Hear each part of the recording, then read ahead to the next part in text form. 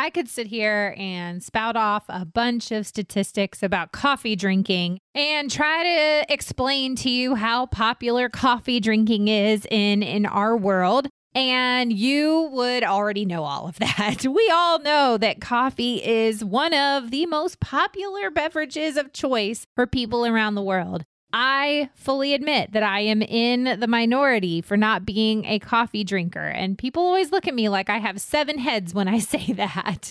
But I can't deny how much coffee culture has an effect on our communities and our country and our world. There are so many people that are involved in the supply chain to make coffee, to harvest the beans and to roast and to pour the cups. There are people all across the world that are involved in the coffee industry. And my guest today wanted to take their passion for coffee and for people, and they wanted to make a difference. And so they founded something that's pretty incredible. Welcome to Business with Purpose. I'm your host, Molly Stillman of Still Being Molly, and this show is all about bringing you the stories behind the brands, companies, and small businesses that are changing the world. Each week, I interview an entrepreneur, a CEO, nonprofit director, community leader, or just an incredible person who is trying to make a positive impact, not only through their personal life, but also with their career. My goal is to show you that no matter what you do for a living, you can make an impact wherever you are. My guests this week are Brian Holland and Britt Mooney of Phoenix Roasters in Atlanta. Brian is the founder of Phoenix Community of Atlanta, a church for the marginalized, the poor, and the broken, and also the founder of Phoenix Roasters, a coffee company that provides dignified jobs and relief and hope to families caught in the cycle of poverty through the sale of excellent coffee. His business partner, Britt Mooney, is a church planter with Phoenix Community who works for Phoenix Roasters and is also an author of fiction and nonfiction books. This was such a good conversation. Honestly, probably one of my favorites to date. I have been thinking about it for weeks after we got off of our interview, and they are just 2 of the most incredible people. I love the work they are doing, and you are going to love this conversation. But before I get to my conversation with Brian and Britt, I want to thank our partner of the show, and that is Mama Suds. I have to ask, how much time do you spend reading labels? A lot, right?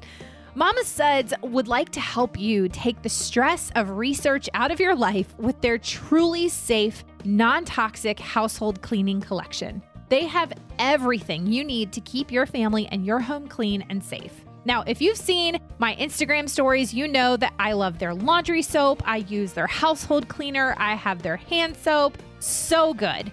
But the best part is that they use plants and minerals to make their products, nothing synthetic. The head mama at Mama Suds is Michelle Smith, and she has spent a crazy amount of time tracking down exceptional ingredients so that they are not only safe for you and your family, but sustainable for the planet. Mama Suds wants to inspire you to live a smart, healthy, and sustainable life that brings you joy and peace of mind. Try them out at mamasuds.com. That's MAMASUDS.com, and use the code MOLLY for 15% off your order. Now on to my conversation with Brian and Britt. Brian and Britt, welcome to the show. How are you fellas doing? Hey, Molly. Doing great. Awesome. We're doing really well. Thank you for having us on. Yes. We are, we always say around here, we're blessed. That's right. And highly caffeinated. That's right. Well, I'm really excited about this. You guys have been somebody that Ashley Johnson has reached out to me for the last probably 2 years, telling me that I need to have you guys on the show. And I was like, all right, we're going to do it. We're making it happen. And here we are. And I'm going to go ahead and confess something right off of the bat. Like, I just feel like we have to get this out there. And I'm gonna pray that y'all are going to give me the grace that I do not deserve. And that is, I don't drink coffee, and I am not a coffee drinker. What? I know. And so here we are. We're going to do a whole episode about coffee, and I don't drink coffee. My So gosh. I'm well, that's really. just because you haven't visited our roastery yet. That is true. You haven't had our coffee yet. I've never had your coffee. Yeah, we convert the 70% of people that want to love coffee into coffee lovers. Yeah, I'm really laying it out there. I've never been a coffee drinker. Can't do it. Do you like apple pie? I do like apple pie. Do you like peach cobbler? I do like peach cobbler. Do you like blueberry cobbler? Have I had blueberry cobbler? I don't know, but I like blueberries. Well, there you go. So we have coffee drinks that taste like apple pie. Oh, wow. Like baked cinnamon apple, like All right. blueberry. So they have as much caffeine from coffee as a regular cup of coffee, but they go through our patented nitro infusion technology. So there you go. I love it. Well, I am currently caffeinating myself on, you guys are based in Atlanta, I have a Diet Sweet Coke. tea. So it's Diet Coke. Well, I went to because I was telling y'all that I went to Atlanta a week ago. And for my listeners, it was just a quick trip. I was wearing my mask, I was socially distancing, all the things. I just want you guys to know it was a work trip. I had to go. I just feel like I have to say that. This is what it is. It's so funny.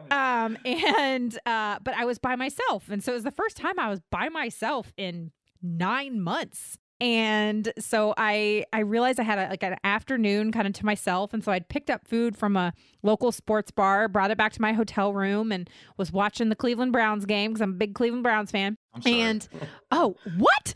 Yeah. I'm just I kidding, I'm mean, just kidding. I'm this messing with you. airs in February, so a lot can happen between now and February. Yeah, But I will say right now, I am in 35 years of being a Browns fan. I am the happiest Browns fan on earth right now. I am definitely a Baker Mayfield. A lot of things yeah. can change between now and February. But after that, I was like, well, I've got some time. I've never been to the Coca-Cola Museum. So I walked down to the Coca-Cola Museum and I go by myself. And it was great. I had a fantastic time. I just was a tourist by myself for a little bit. And then when I was leaving, I realized it was pitch black dark because I forget that the sun sets so early. So here I am in downtown Atlanta by myself. And I didn't have a way back to my hotel. But then I found a bird scooter and I bird scooted back. So anyway, that's my quick story. That is funny. Did you drink the Italian Coke? The Beverly I don't is know, the but Italian. It's It's disgusting. Yeah. It is just like licorice or something. It is disgusting. Yes, I did an Instagram story where I was tasting all the different international ones, and I get to the Italian one, and I was like, "Oh, what is this?" Yeah. I had a lot of people who were like, Italian. "Yes, it's Italian." I had a lot of people who were like, "Oh, I grew up in Atlanta, and we took field trips to that museum, and I still remember how bad it was." Oh, man. Okay. Well, here we are. I'm so excited. You guys clearly will hopefully forgive me for not drinking coffee. Mhm. And the next time I'm in the Atlanta area, I will come and I will try your coffee. I Open can't invitation. guarantee that you'll convert me, but I will give it a shot. Thank you. There you go. If you can drink Italian Coke, you will like it better than Italian Coke. I mean, I did spit which that sets out. the bar really low. Exactly. I can live with that comparison. Really low. I love it. Okay. Well, I'm going to have you guys start off with the Britt and Brian 101. So either one of you can go first. Tell me who you are, what you do, and how you got to where you are today. Yeah. Okay. I'll see if I can make that short and sweet. I'm Brian Holland, the founding pastor of the Phoenix community here in Atlanta. We're a church planting network. I was a youth pastor for 20 years. Prior to that, I was not a Jesus lover at all. And so it was one of those things that literally you hear people talk about the change that Jesus makes. He changed everything, including my focus and dream and vision. I want to be a big business millionaire. I always say I have the spiritual gift of instigation. Some call that entrepreneurship, but I have the spiritual gift of getting things started. And so, but yeah, no, my heart turned to broken and hurting and desperate people that were like me before Jesus. That led me to starting a church towards a demographic of people that just, to me, it looked like the kind of people Jesus was always walking towards, right? So it just always, I just didn't see that kind of church. And one reason is because economically, they're not really able to support that in the traditional model of how a church is funded, which is passing an offering plate and receiving an offering. And so we started in 2007, the Phoenix community, and then started in 2008, the Phoenix Roasters, our coffee company, because we ran out of money as a church. The economy collapsed. And Dr. Samuel Chan said in his book, Bigger, Faster Leadership, that vision is most often born out of need. And that certainly was ours. We started a business to fund our model of planting churches to the broken, hurting, desperate, addicted, marginalized people. And so that was in 2008. And so that's, that in just one little piece at a time, God just began through, I know we're going to talk about the book at some point, but literally saying yes to God has just opened up this whole path that we never saw coming. So it's just a matter of saying yes, and one little piece at a time, we'll get into that, I'm sure. So Britt? Well, my story kind of begins in high school, because I grew up in the church and knew how to play the church game. And so my encounter with God was, wow, this is real. This is not a game. This is not just a show. And so God led me on a whole path of just, how is this real? And what does that mean for it to be real? And what that ended up meaning was, just kind of less structure, less religion, less programming, more simple, more relationship. So I was always kind of drawn to that. And then my wife and I got married, and my wife and I were called to teach overseas. We were both teachers. And so we taught overseas for 4 years, and we were missionaries and did all kind of ministry stuff over there.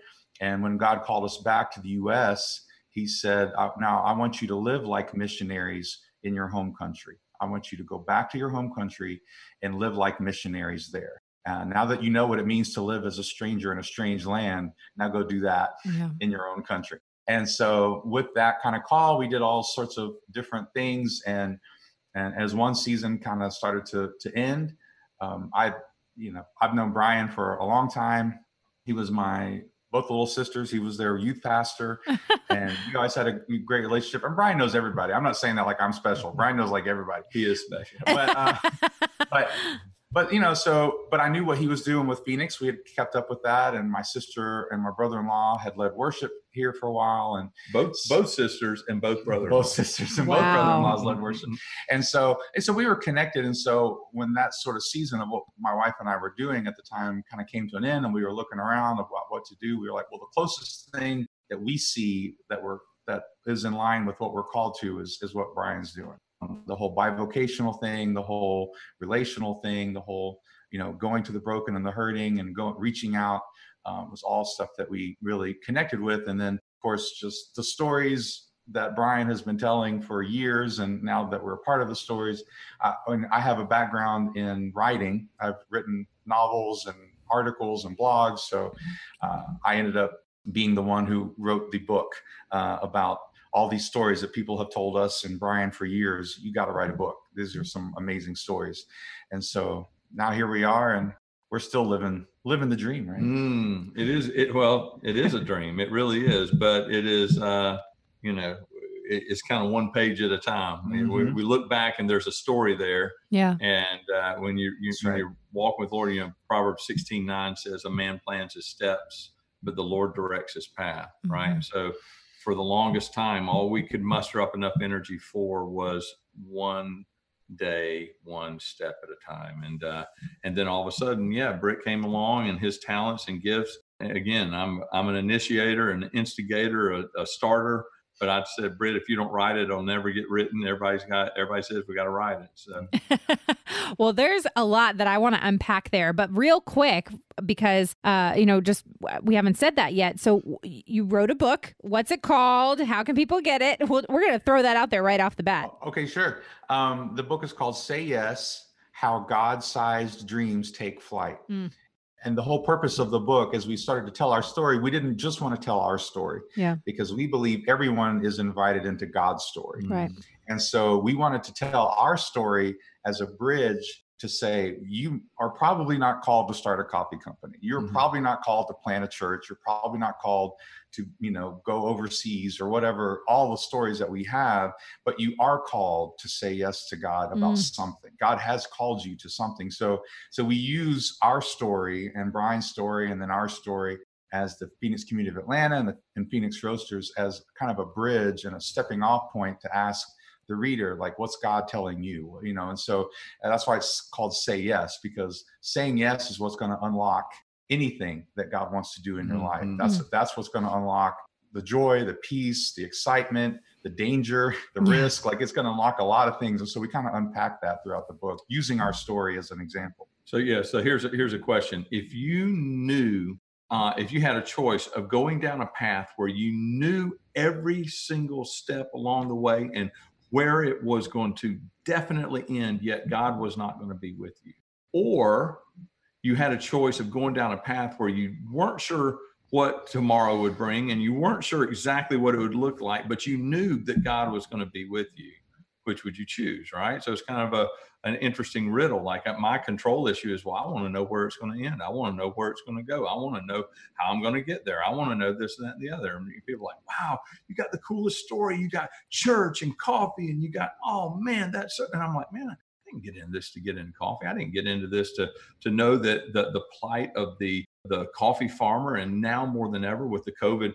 pandemic, our coffee farmers are in enormous peril of losing their farms to giant corporations that are somehow able to still harvest and produce their coffee, but the micro farmer is being told to shelter in place and they're not even allowed. And I mean, what we're facing in the coffee, I didn't get into church. I didn't get into youth ministry to get into that, right? I didn't say yes to God to get into that, but it's just the one step at a time stuff. So. Yeah. And you can get it on Amazon. You can get it on our website, phoenixroasters.coffee, along with coffee and all kind of other merch. But you can get it anywhere books are sold. It's a traditionally published book, so the distribution is out there. So just look it up on anywhere you get books, and it's ebook and paperback. That's awesome. That's awesome. Well, I want to kind of go back because I wanted you to just share that, because I have a lot of friends who are authors, so I'm big into, y'all get the book, pre-order it. It's already out, but you can go get it, and because supporting an author is super important. But yeah, but I there's a couple things I want to unpack there in both of your stories that I really, really just personally connected with. And Brian, I too did not grow up a Christian. And so I didn't become a Christian until I was 25.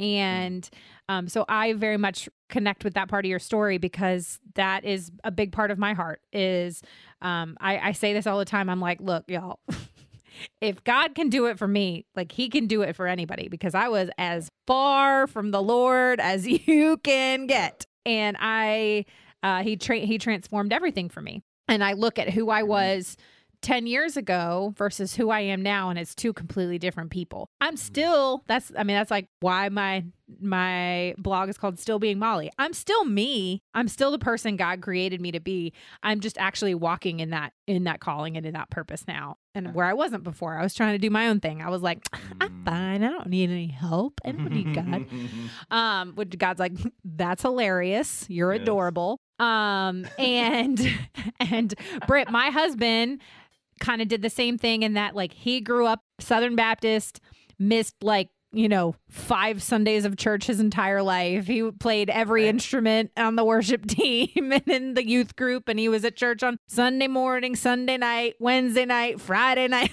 just, then you have the youth groups all the time. And so it wasn't really until he became an adult that he began to develop his own personal relationship rather than just going through the motions of all of it. Yeah.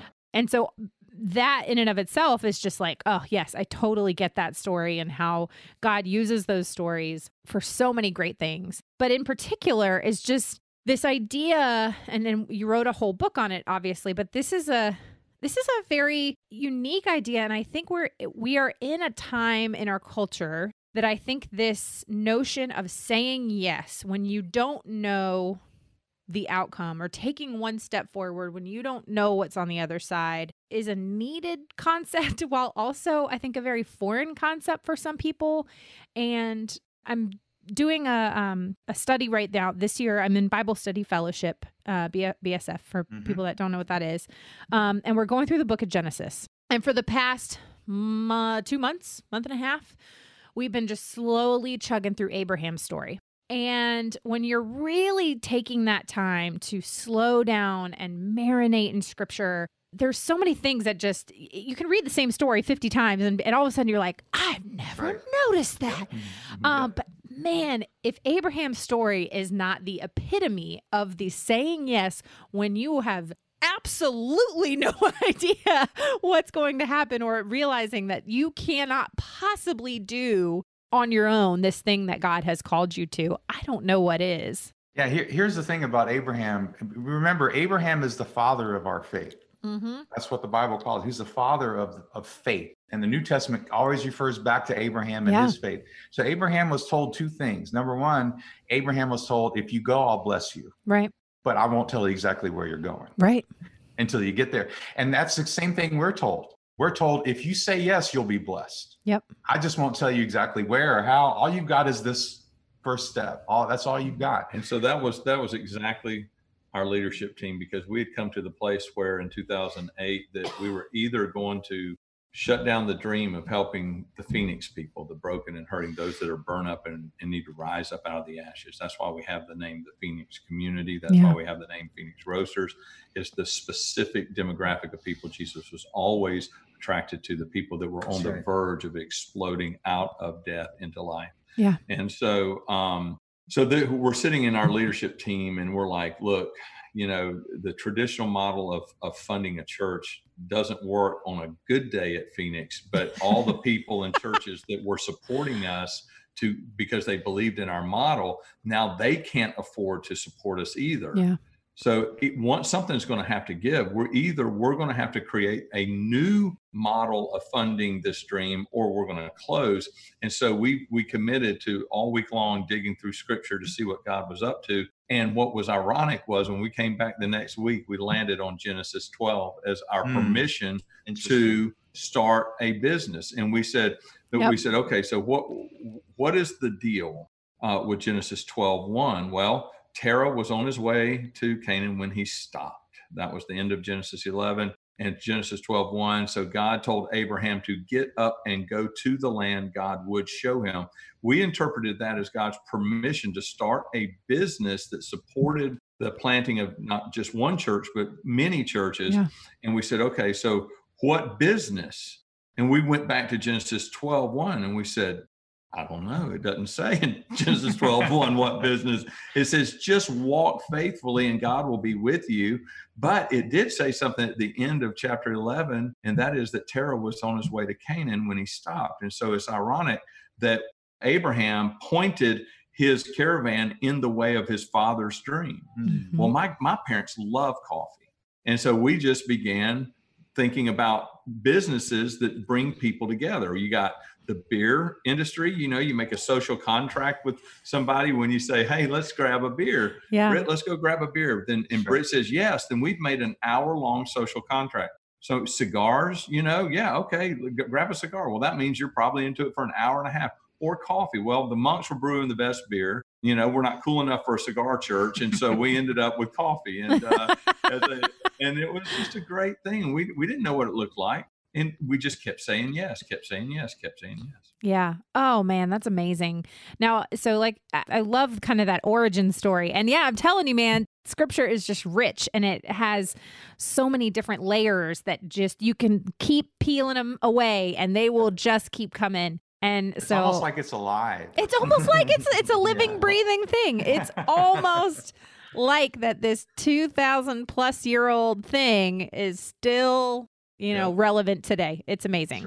Right. So, obviously you continued to say yes, you were listening to God and you were kind of, conferencing with each other, kind of trying to figure out what you were going to do. You're like, okay, we're going to do coffee. What was the next step and how did you begin to figure out what was that next thing that you needed to say yes to? Well, we had a guy on our leadership team that kept saying these foreign words to us. What if we were a marketplace church? What if we were a marketplace church? And I had no idea. I was a youth pastor for 20 years in the Southern Baptist Church. And I didn't know what that meant, marketplace church. And he's like, well, to Britt's point, it's kind of like an international model, right? Where you have a business that's a real business. If you're a credible missionary, you have a real business, not a fake business, that's actually helping the community and helping fund the advancement of the gospel. Well, so we start praying about marketplace church, and we start thinking, well, it'd be kind of cool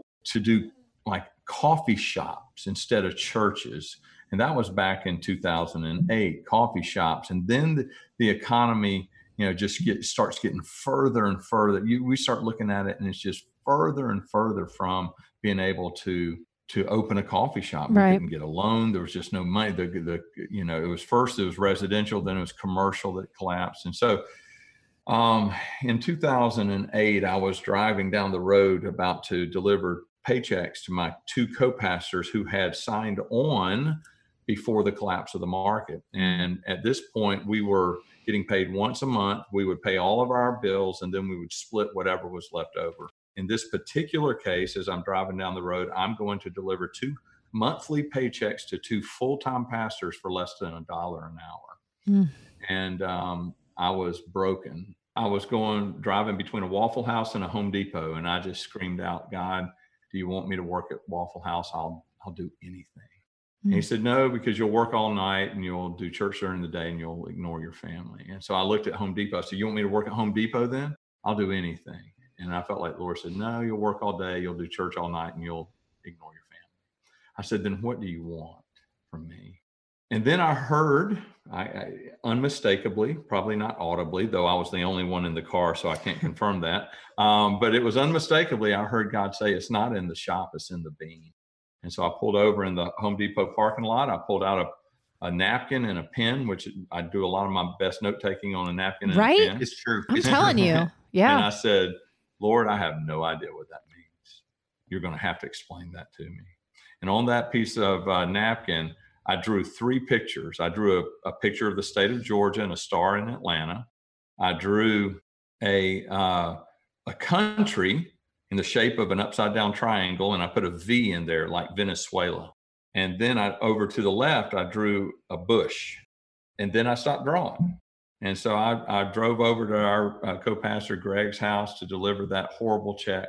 And I said, I got bad news and I've got news. And he said, well, what's the bad news? I said, here's your check. And we both cried. It was awful. He said, well, then what's the news? I said, and I give him this picture. And he said, well, what is that? And I said, I don't know. I was hoping you could tell me. And I told him what the Lord had told me. And so Greg just simply, he looked at it for a while, and then he just made 3 arrows from Atlanta to Venezuela, from Venezuela to the bush, and from the bush back to Atlanta. And that became the model for what we now call the global cycle of relief. And that began this idea of this thought that what if we could do something with coffee within the church world, that we could somehow get coffee here, that we could somehow tell people, look, we're going to do something great with it. We're working with homeless shelters and to end child sex trafficking. And we're doing all this stuff for the broken and hurting right here in Atlanta. And if you just buy our coffee, you're being a part of that story. We're just asking you to make a consumer choice to do better with what you're already doing.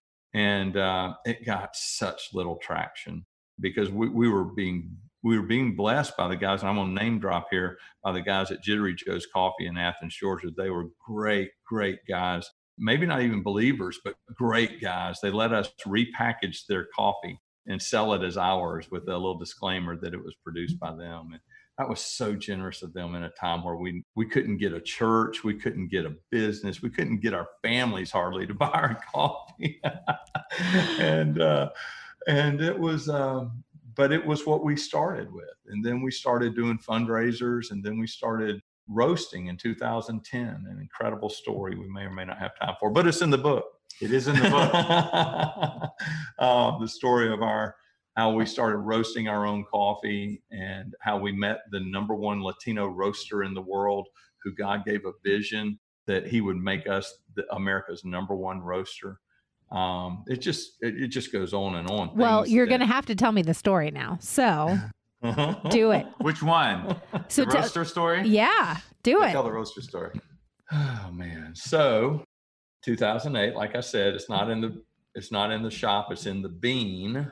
And so we start repackaging others, and it didn't take us long to figure out that there's no money in repackaging somebody else's beans. The margins are too small, the work is too hard, plus we're full-time pastors. And oh, by the way, when you allow broken and hurting and desperate people to be openly broken and hurting and desperate in church, which is not a value in the traditional church, when you allow that, it's opening Pandora's box. Yeah. There's a minister to congregate algorithm that I had never noticed before, but it's basically one minister can handle about 500 people, because at any given time, less than 3% of their congregants are openly in crisis, because it's the worst case scenario when a church member's mess gets thrown into the public, right? And so anyway, so here we were, we had all these broken and hurting and desperate people being openly broken, and we're tattered and we're scrambling. We realized we needed a better business model, and we were going to have to learn to roast our own coffee, but none of us knew how to roast. And so our leadership team was like, well, what do you need? And so we commissioned Greg, the same guy that interpreted the picture, to go out and find the roaster that we needed. And so he comes back and he presents to the team this $30,000 German engineered roaster, less than 1,000 in the world. And we said, why this roaster, Greg? And he says, because the reviews on it say that it works like a cement outhouse. And he says, I'm from South Alabama and I understand what that means. I said, well, what does it mean? He says, well, it's easy to operate and hard to break. And I said, oh, I like it, but $30,000. And so I said to the team, I said, should we go get a bank loan? They're like, well, Pastor, what if we prayed? And I'm like, yeah, okay, right, let's pray. And so, dear Lord, help us get a roaster, right? And so the next week, I was like, anybody heard anything? No. The next week, anybody heard anything? Next month, anybody heard anything? No. Let's keep praying. All the while, the economy's collapsing around us. And so 18 months go by, and I come into a meeting at the insistence of a common friend of mine and Hunter's, with a guy named Hunter Lambeth.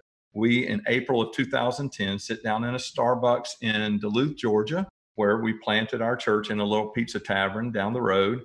And so we sit down together at the insistence. We've been doing coffee not really successfully, but at least diligently, we've been doing coffee for 18 months. And anyway, he says, we sit down and Hunter's like, hey man, how you doing? What you doing with coffee? I'm like, oh gosh, I ain't doing much with coffee. I'm like, total failure. And I had heard he was like jamming with coffee.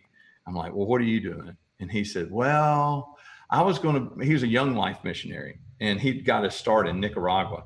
He says, wow, man, we were going to we're going to roast coffee and we're going to support Young Life. But man, God's called us to, and I make him sound like he's from Southern California, but he's from Mount Airy, North Carolina. So he really sounds more like Jim Neighbors. And he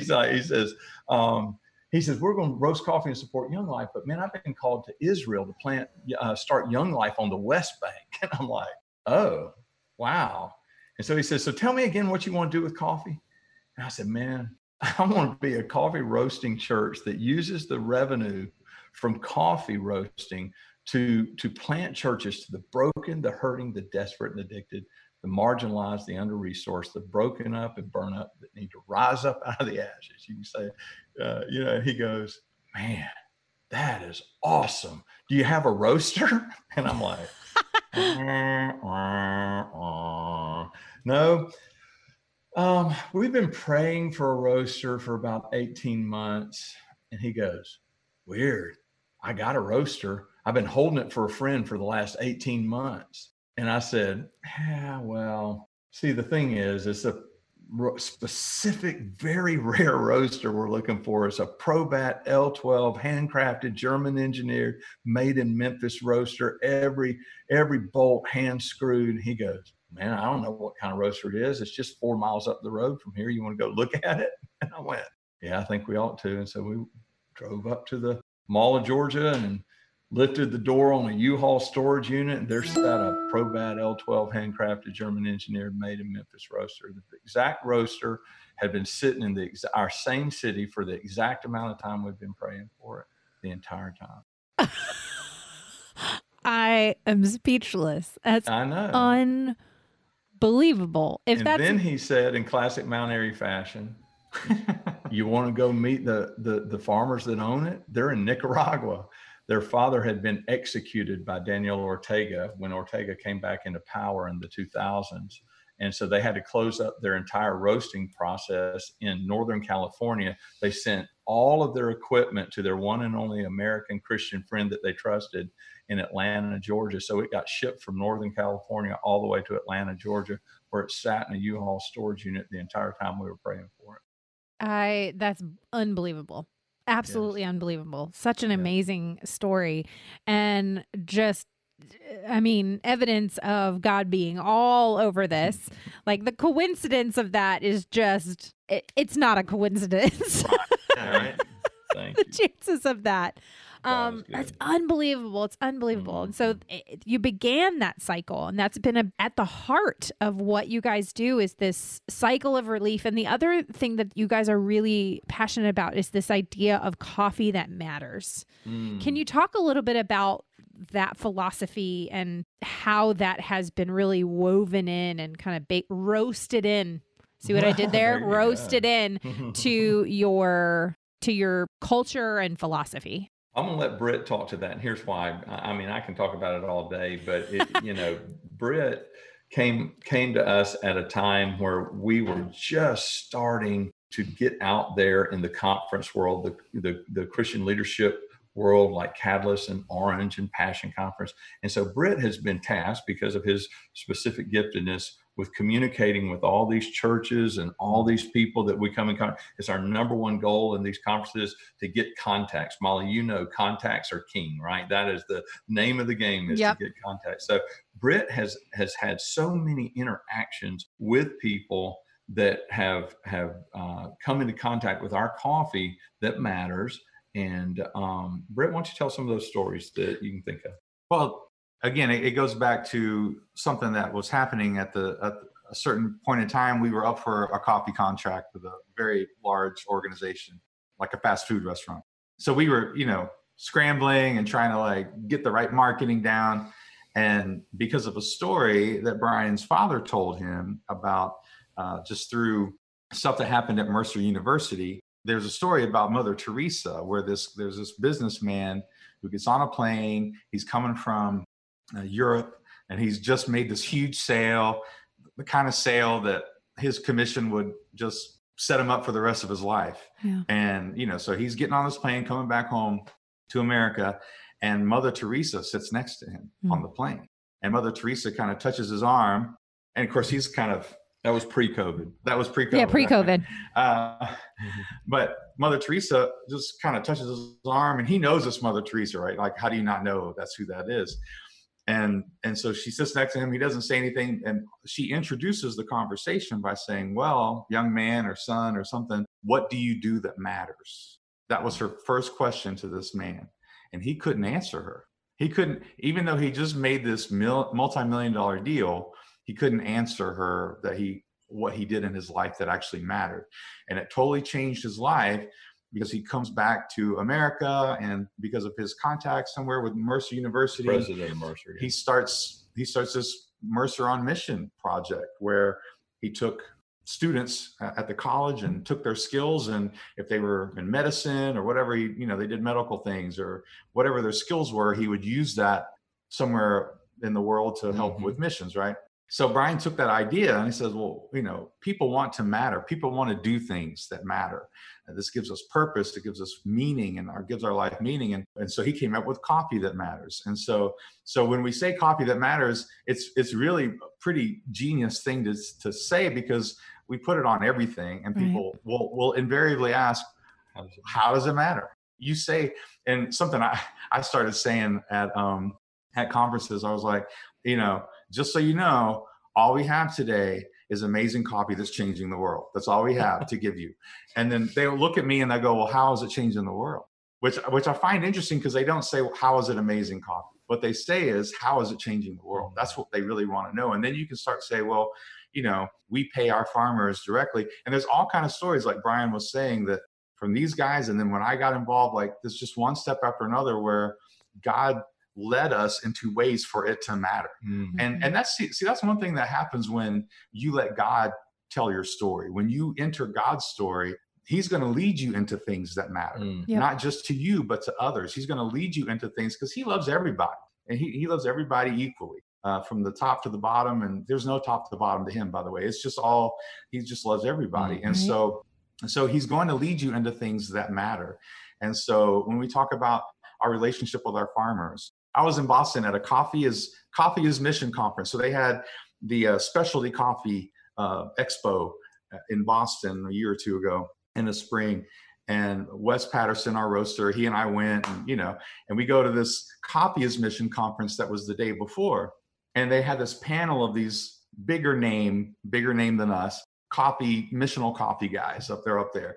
And they're on this panel, and they're having a panel, and they're discussing. And at one point, they start asking this question. They said, well, we know we're giving a good price for the coffee, but how do we know what they're doing with that money? How do we know that they're actually using that money for something good? And I look across the room at Wes, because we try to, network around, so I look across the room at Wes, like, because this is the only coffee company I've ever known. Like, I am not an expert, in coffee companies. And I just raised my hand and I said, well, have you gone and visited them? Have you got on a plane and just stayed with them? And because for me, that seemed like a no brainer. And so the fact that we have such deep relationship with our farmers, our farmers are our family. And so we choose to do business with indigenous farmers, yes, not American.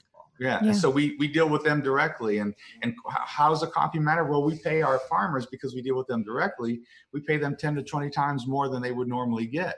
And that means they get to pay their workers 3 to 4 times than they would normally get, which cuts down on transiency, which cuts down on broken families, which helps with medication and education. Yeah, increases. We've seen the grade level completion rise from 3rd grade on average to now we're seeing children in the villages where we have coffee farmers doing business and planting churches. We're seeing kids graduate high school that in 2012 they'd never had somebody go past middle school. Wow. And so we're seeing the average grade completion raised by up to 6 to 7 grades. Yeah. And so some people say, well, how does it matter? We've got all these things, and one of our farmers supports somewhere in the neighborhood of 89 missionaries, all Latino missionaries going into the most gospel hostile countries in the world. And and then of course we get the coffee here, and when we sell the coffee, we deal with the homeless in the Atlanta mission, people who deal with homelessness. We deal in addiction and sex trafficking. We have all these things that we give to. We don't give to sex trafficking. Transitional housing for single mothers. I know what you mean. Well, ironically though, we just our 5th church plant in Athens, Georgia, just took over when they were looking for a place to plant their church, they came across an old, shady, really, really shady former porn and adult novelties store. And so we ended up taking that and redeeming it and making it the Phoenix community of Athens, Georgia, which is, I'm a Georgia Tech fan, so I can't think of a more godless place in the world than Athens.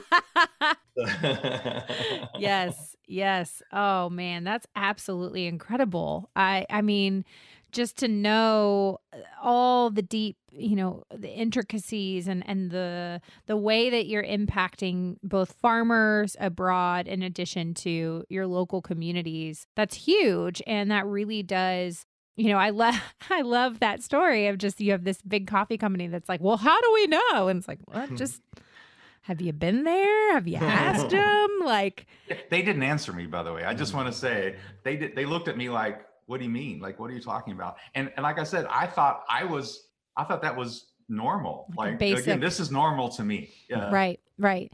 Because you're doing work that matters and business that matters. And that's one of those philosophies too, that, is very counterculture. And actually there's a coffee place around here called a coffee shop called Counterculture Coffee. So I'm like, wow. But just thinking about that is your philosophy, and everything you're doing with Phoenix is so counterculture but in the way that business should be done, because you're impacting not only your supply chain, you're impacting your local community and the people that you hire there, in addition to the people that you're impacting through your customers and how that has this kind of drop in the bucket ripple effect or drop in the pond or ocean, whatever it is, you know what I mean? And how it just continues to grow and to, I use this analogy all the time because it's never been more relevant, but just this idea of, this is your loaves and fish. Mm-hmm. You're bringing your loaves and fish and just trusting that God is going to multiply what you've brought. Yeah. I came up with a term last year, and it just came out of me when I was writing one of those mini emails. And I came up with a term because I was talking about how we preach the gospel through business. Yeah. And I came up with the term redemptive trade. Because, we've all heard of fair trade, but to me, what God has shown us, what God has revealed, because again, like Brian said, Brian didn't get into to learn this, and neither did I, but what God has shown us is that redemptive trade, like you said, looks at all the impacts of that economic decision. It looks at all the impacts, political, social, religious, gospel. It looks at all the impacts, personal, individual. It looks at all those things. And there's nothing wrong with just having good business and making sure you're ethical and all that. But like you're saying, God is a holistic God. And I think that's the main thing that I had to learn when God really entered my life when I was in high school, is I had two different lives. I had the church life and I had my life, And what God showed me is that, no, it's everything. It's everything. I'm everything. I'm in all of it. Yep. And he's still teaching me how he is. But my point is that, so for us, like you're saying, like those ripple effects, it's not that we're not even smart enough to figure all of that out. Yeah. It's just when we're saying yes and we're being generous and we're seeing how those ripple effects of redemption and transformation keep happening on different levels. Man, that's good. That's having some church up in here today. I could ask you guys 57,000 more questions. I don't know if that's a rough estimation or slight exaggeration. I'm not sure. Okay. But before we get to the get to know you round, we already talked about the book. What is kind of on the horizon for Phoenix Roasters in 2021? And, how can people support you? What's next? Right. So I would say that for us, while we have great plans to be aggressive. We are making some strategic retreats in some things and very strategic advances in other things when it comes to coffee. One of the sad plights in the coffee world is the micro farmer right now is being told to shelter in place. And at the same time, do you think that the giant corps are sheltering in place and not harvesting their coffee? No, they're not. So what's happening is the giant corporations are going to the micro farmer and giving them nickels on the dollar for their farm, not their crop, for their farm. So that for a one-time purchase of nickels on the dollar, the farmer can stay alive this year, but will not have any revenue in any business the rest of his life in coffee. So this is a massive problem in the coffee world for the micro farmers. So we are working hard to make sure our supply chain is secure with our current farmers, but also to resource them to steady their friends that are in the coffee business so that they don't get swallowed up by the giant corporations. That's one big thing that we're really focused on. From our goal has always been to plant 20 churches around the city of Atlanta. Right before this, I had an incredible meeting with a man who is looking to start a church that is kind of like Church on Tap with everything craft and everything local and craft beer, craft coffee, axe throwing, kind of place. Who wouldn't want to go to church there, right? And so this guy, you talk about a lover of Jesus. This guy has been pastoring his community on another, but he's on staff at a church that's like, 12, 15 miles from him or more maybe. But anyway, he was just like, man, do you think I'm ready? You think I'm ready? I'm like, bro, you've been pastoring that community for 16 years. Yep. It's not, are you ready? It's that they are ready. They are so ready for you to say yes. And so, we want to see, our dream is 20 Phoenix community church plants. I told somebody recently, they asked me, how will I know I'm successful in what I've set out to do? I said, when I become a grand pastor. a grand pastor. When one of the churches that we plants another church, because that's what we've been called to, is to make disciples that make disciples that make disciples. We've not been called to make church members. We've not been called to be cul-de-sacs. We've been called to be merge ramps. And that's what we want to be. We don't want to be a cul-de-sac. That's what the American church is a cul-de-sac where everybody dead ends. We want to be a merge ramp. We want you to be a conduit. And that's what church plants ought to be, at least Phoenix community church plants ought to be. And so, so that's what's on the horizon for us. Yeah, we've got 2 patents on this nitrogen infusion technology. We've got incredible stories of how God's at work with that. We're having to defend it all the time and legally, because people are trying to steal it all the time. And that's kind of a bummer. But we're seeing, like I told you earlier, only 30% of people born after 1981, millennials and beyond, only 30% of that group claims to love coffee, but 100% of those born after 1981 claim coffee culture as their culture. They love the coffee culture. They just don't have a coffee drink they love. And so that's what our nitro infusion coffee craft beverages, and that's what it's all about. So we're looking at canning, and mass distribution would be awesome. So you can pray for us about that. Yeah. Yeah. Well, like I said, I'm the weird one. All my friends drink coffee because everybody's always like, you want to go meet for coffee? And I'm like, can I bring my Diet Coke? So I'm the weird one. And I mean, I identify more as a Zennial. What's like the middle, like between Gen X and Millennial. I don't really identify with Millennial, even though I think some things technically say that I'm a Millennial, but I don't identify with any of that, because anything that's like, you're this if you're a Millennial, I'm like, yeah, that's not me. But I'm too young for Gen X, so there's like the awkward people in the middle. That's me, Zennial. So you're a Millennial with an old soul. Something like that. Well, because like I'm the generation that, grew up with, we didn't have internet. We had a rotary phone. I didn't get internet till middle school. And we had a rotary phone, and I mean all that kind of stuff. Like I had a pager. That was I know. I remember getting cable in high school, or maybe when I went off to college, my mom got my dad cable for Christmas one time. Yeah. Yeah. So, I mean, I don't remember when we got cable, but it was not, I mean, you had to, if you wanted to change a channel, guess what you did? You got up from the couch and you walked up to the TV. That's what younger brothers and sisters are for. Yeah. And you had to turn the knob.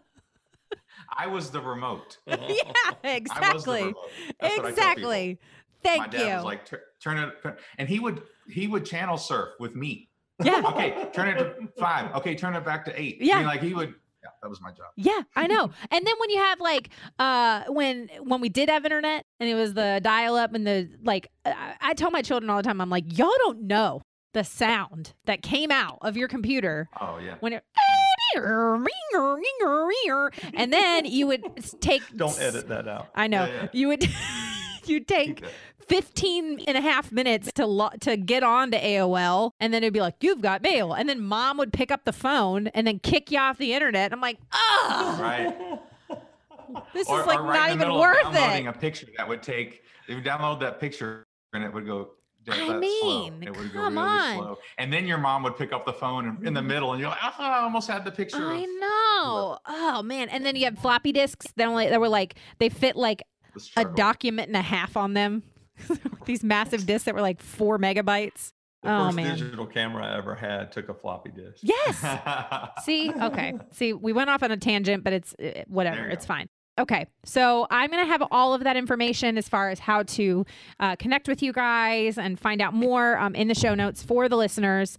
But now, before we go, this is the point of the show where I just get to ask a couple fun to get to know you questions. I'm going to kind of go back and forth. So, we're just gonna do it. It's gonna be fun. All right. Yeah. Question number 1. This is gonna be for Brian.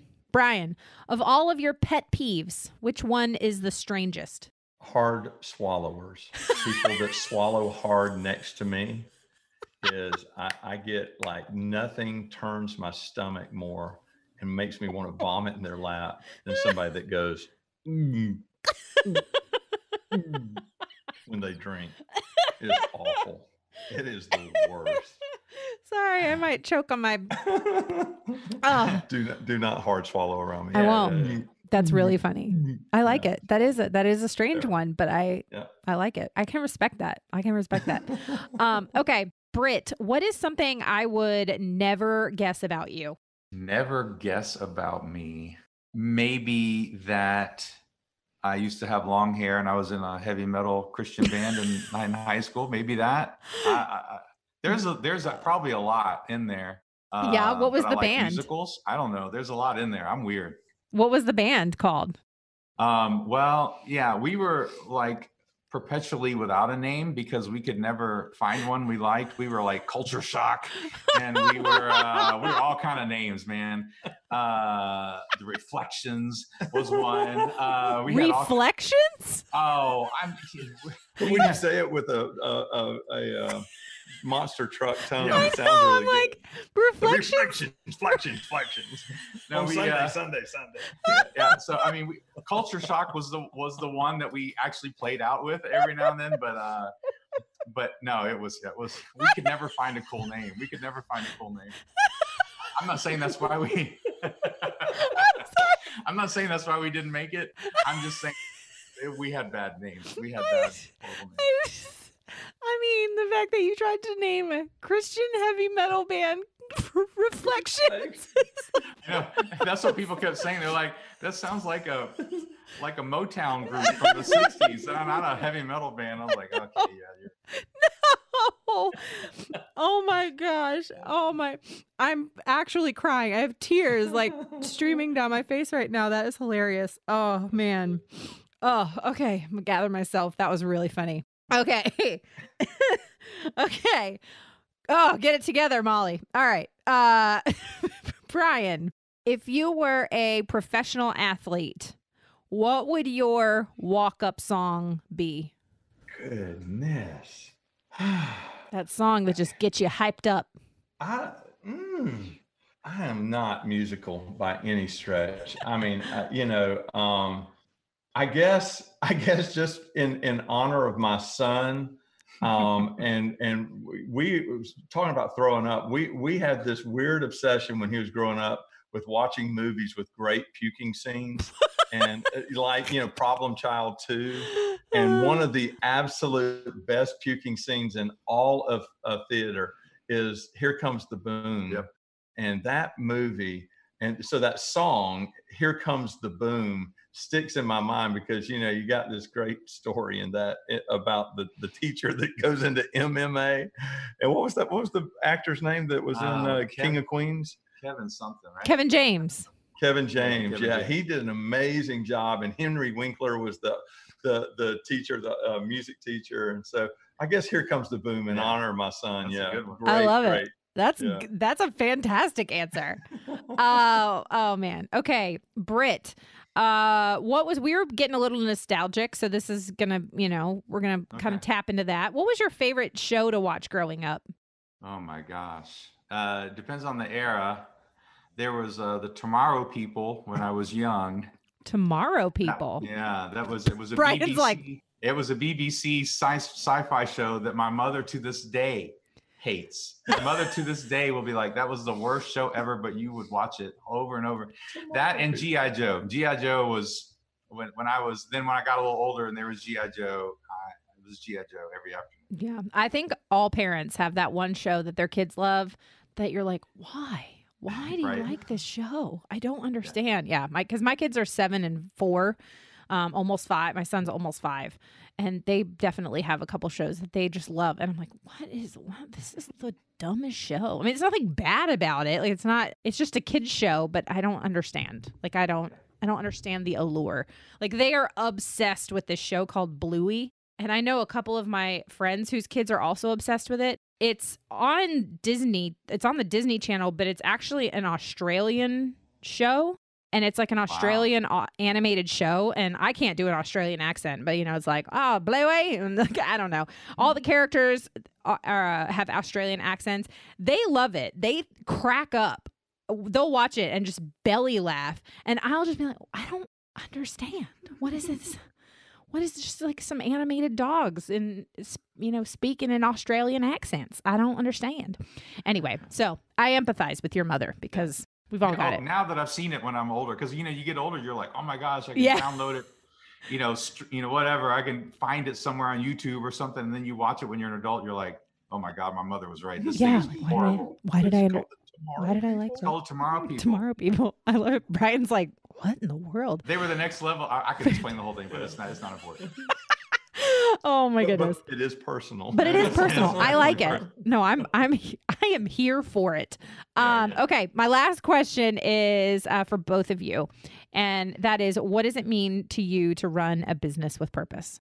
Well, I said to the team today, I said, our work is hard. Our work is hard. But God has created us to accomplish great things, but he's also designed us to overcome hard things. And our work is hard, but by golly, there is nobody. There's nobody. We've never had anybody leave, right? It's a weird thing. We've never had anybody that came along to our group leave. That was full time. That was kind of like, wow, that's awesome. And so, and so there's nobody I would rather accomplish great and hard things with than the team that I'm with. And so it means everything to me. And to be fair, all of our wives have sacrificed incredibly for us to do this. Yep. And none more than my own sweet Jenny. So she's an incredible person. She's a very smart person. And she's in the environmental impact world with geotechnical engineering, standing out in the freezing cold today, just to support the vision and dream of the Phoenix community and Phoenix Roasters. That's awesome. Do you ever say to your wife, Jenny, I love you. You're my girl. All the time. She is my girl. I tell her that all the time. You're my girl. She is my girl. Oh, I love it. Yeah, my husband says that to me all the time. And then I go, I'll always be a girl. We quote Forrest Gump a lot. Anyway, I love it. Okay, Britt, what about you? Well, to just reiterate what Brian said, that's a big part of it with me too. The people, just seeing what God does with things is just amazing. Being a part of that story. And I think one extra point to me, and I'm sure Brian would say this too, is it's really important to me to be an example to my children about what matters. Yes. And I want my children to see myself and my wife live in our calling, because I want my children to see that our jobs aren't just jobs. Even though my wife is a teacher at a public high school, but because of what we were talking about, God's a holistic God. Like, her job has purpose. Her job has purpose. She can find her purpose within that because of her talents and gifts. And so it's important to me, along with what Brian said, that my children get to see that they can have dreams, that they can be a part of something that matters when they grow up too. And to have that sort of open-minded sort of expectation that God can do a lot of things. He can do anything, and just having them along for the journey, which I think is a big part of who we are as a community, that our children they're along for the ride, So I think that, in addition to what he said, that would be me. That's good. Oh, that's so good. Guys, this has been an absolute pleasure. Y'all are fantastic, and I hope we keep in touch. I would love to have you guys back on the show again, because this has been just wonderful. And I had 57,000 more questions to ask. Okay. So I think we're going to need to do more than one episode. we honestly believe that this is the first of many books that Britt will be writing for us as a collaborative team of, what does Greg call us? Scraggly dogs or something. Porch dogs or something. Just kind of came up, and somebody put out a bowl of water, and we never left. And so that's kind of where we are. Yes. Well, thank you guys so much. Thanks so much, Molly. God bless you. Okay, friend, I'd love to know what you loved about this episode or something that you learned. If you do, let me know on social media. You can find me at Still Being Molly or at Business with Purpose Podcast on Instagram or Facebook. And don't forget to use the hashtag Business with Purpose Podcast. And another thank you to our partner of the show, Mama Suds. Don't forget to use the code Molly for 15% off and shop at mamasuds.com. Thanks so much for listening to this week's episode. If you're a first-time listener, welcome. Be sure to check out the archives for past shows featuring incredible entrepreneurs and business owners who are literally changing the world with their businesses. And if you're a regular listener of the show, thank you for tuning in and week out, and thank you for your support. Be sure to head on over to Apple Podcasts, Spotify, Google Play, Radio Public, or wherever you listen to podcasts, and click the subscribe or follow button to make sure you never miss a new episode of the show. And while you're there, would you mind taking a moment to leave a review? Leaving a review helps to show me what you're liking and how the show is personally impacting you. This show is produced by the incredible team at Third Wheel Media. Thank you so much for listening, and go do something good with purpose on purpose.